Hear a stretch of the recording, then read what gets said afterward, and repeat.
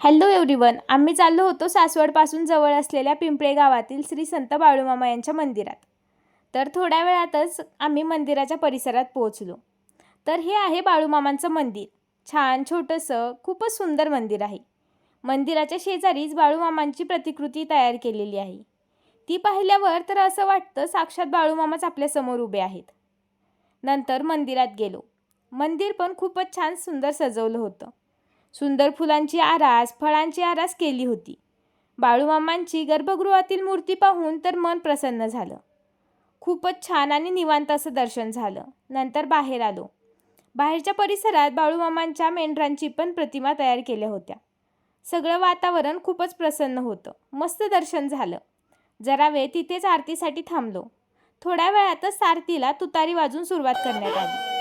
आरती सुरू होताच वातावरणात एक वेगळाच जोश आणि आनंद पसरला होता. ढोल ताशा व टाळ वाजवत आरतीचा आनंद सगळेजण घेत होते. खूप छान वाटत होतं आरतीला. खूप जास्त प्रसन्न वाटलं आरती ऐकून. पुन्हा एकदा नमस्कार करून आम्ही घरी यायला निघालो. तर असा होता माझा आरतीचा अनुभव. तर भेटू पुढच्या व्लॉगमध्ये. तोपर्यंत थँक्यू.